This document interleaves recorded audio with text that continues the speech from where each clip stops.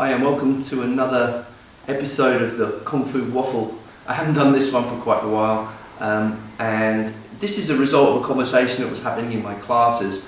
A lot of people are very confused about this because there's such a lot of conflicting opinions, especially online. Tai Chi and various styles of Kung Fu have their own, to be honest, propaganda, and none more so with this idea of so-called internal and external martial art, which Tai Chi is claiming is supreme ultimate.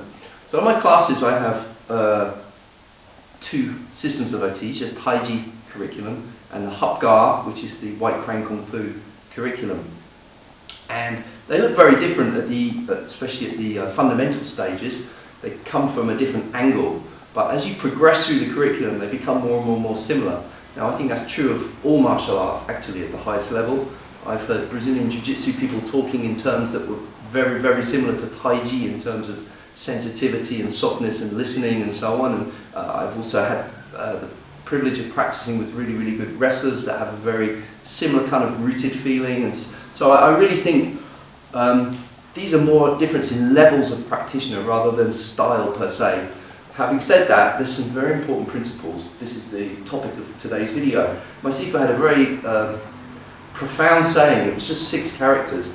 If anyone knows of anyone else who uses this saying, let me know, but I did a kind of Google search, and as far as I can tell, this is one of my Sifu's own ones because I've not seen it elsewhere. Simple 6 characters, okay? Song Bat San, Gan Bat Geng. What does that mean? Well, song is this word that Tai Chi people love because it means loose, often translated as relaxed.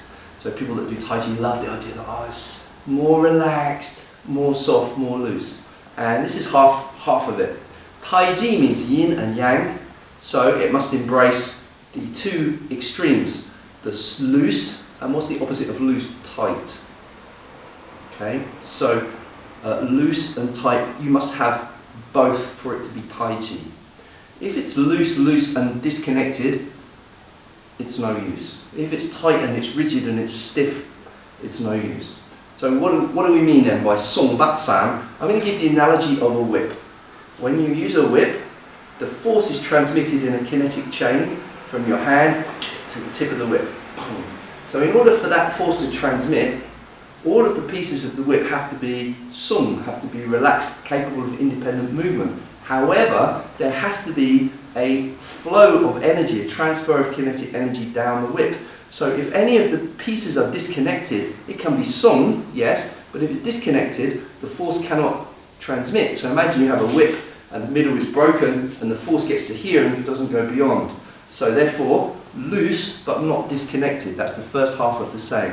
Song Bat San, loose but not disconnected. So when you see a Tai Chi form done well, if you see it like, you know, it's so relaxed and all the pieces are just like disconnectedly floating, there has to be a kinetic linking from the ground through each part of the movement in order that, even though it's very soft and relaxed, it never disconnects. That's the first half of the saying. The second half of the saying is Gan Bat Geng. Now, Gan is the opposite of Song, it's tight. So again, look at the whip analogy. You're relaxed and then the whip cracks. For that split second, it's actually rigid. The whole thing is rigid. So people say, oh, I never be rigid in Tai Chi or Kung Fu. For a split second, yes, because otherwise, for example, if I want to transmit my force into something, and at that moment, this has to be rigid, otherwise all the force is scattered, it goes all any other direction apart from, so for example, if I'm using my elbow in the Tai Chi, that, or in a Hap Kun, that, at that moment, all of that part has to be stiff in order to transfer the kinetic energy into the target. However, that's half of it, right? Gan Bat Geng. What's Geng? Geng is when somebody is stiff and cannot release, cannot relax. So that means, for example, if I do Tai Chi like that, you see people doing this, and the whole thing, you can't, that would be like a whip that doesn't have any flex to it. It's so rigid that you can't create a wave, you can't transmit the force. So in order for that, you have to have that softness, okay, but then it has to be able to become rigid for a second and then relax again. Now, I think that's no different. A really good boxer throwing a jab has that loose and that kind of snap at the end of it. Okay, Tai Chi people, relax at the end of it. Hapga, punch, has that focused power at the end of it. So it's all about building these kinetic chains. The difference is just the training method. So Tai Chi starts from, slow it down. This would be very similar, say, to a musician using a metronome, very slow. And make sure every piece is correct. Every part is coordinated. The waist, the legs, the force coming into the hands. Slow it down so you can actually perceive these connections, because when you do it fast, it's very hard to feel it. It's like you can blag it, basically. There's lots of fake Fa Jing out there as well. People do this, and you know, you don't really, I can't show you on video. You have to feel it, or hit a pad, or hit a bag. You know, good kick, whap. You know, a good one. You can hear it straight away as soon as it makes contact. You know, whereas somebody does something that looks kind of flashy but doesn't have any real power. That's just garlic, fake power, more for performance or something like that. I'm saying people do like this, hand shaking, and yeah, that's not real. Okay, real is when you connect internally, everything's connected through. Again, bang, gun, back, gun, tight without being rigid, without being stuck, I should say, and loose without being disconnected. And what's the art? So Tai Chi is first of all the art of song. Then when you introduce the hardness, it's concealed in the softness. What my Sifu calls a needle wrapped in cotton wool. So the form looks very soft. So for example, our cotton palm form looks so soft, looks nothing there. But actually internally, everything is connected, everything is driving, and it's deceptively powerful. So it's needle wrapped in cotton wool. Now in the Hapga, or the White Crane Kung Fu, you'll start by practicing hard and fast, right? Hard and fast. But what will happen is you fatigue if you're stiff. Your shoulders will burn out, and so there'll come a point where you've got to learn how to relax and conserve your energy. So generally speaking, learning how to develop force, and then learning how to refine it. And in the Tai Chi, you're refining the kinetic chains first, then you're firing the force down at second. So although the training methodology is different, the result is the same. Okay, at the highest level, they're absolutely the same thing. They're just two different training methods.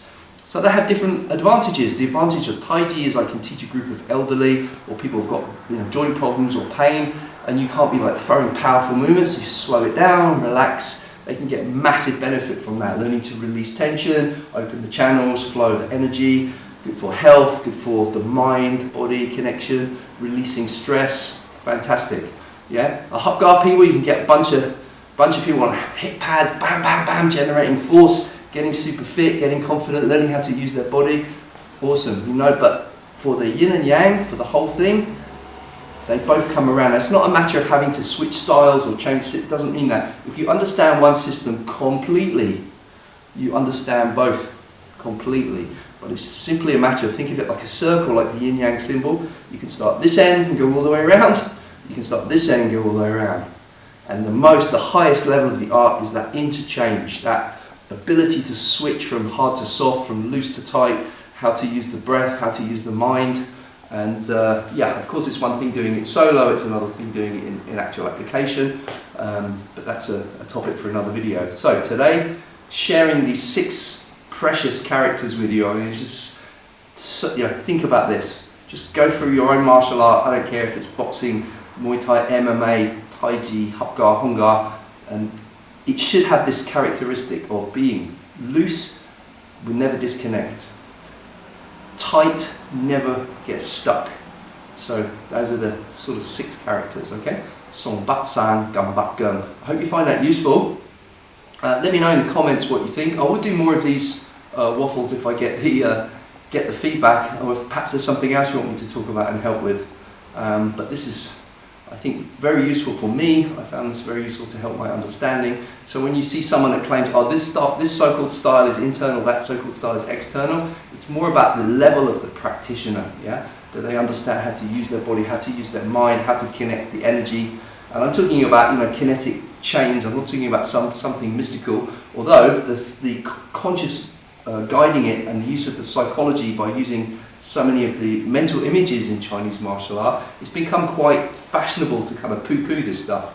I think it's going to make a comeback, guys, because a lot of you have thrown the baby away with the bathwater, and you don't have to. It doesn't have to be superstitious to understand how important the mind-body connection is, and how certain visualizations and images can help control the body in ways that consciously it's just way too complicated. So sometimes these energies, these visualizations that we use in Chinese martial arts, very, very useful. And I noticed, like, very, very top sports coaches will use these so-called coaching cues, and they may say, oh, imagine you're sitting on a ball here, and yet no one's going to say, well, there's no ball there, that's not real. People understand it's a coaching cue. So if you understand that about the Chinese martial arts, rather than poo-pooing some of this stuff, how about, look at it, understand the culture behind it, understand what the story is, what the feeling is, what they're trying to transmit. You may come up with something better for you, or you may not, but there's lots of depth to this stuff. It's not just fighting, and it's also not like supernatural either. You can be quite rational and really, really go very, very deep into the Tai Chi or Kung Fu and get a lot from it. So I encourage you in your journey. Let me know, and I'll see you in the next video.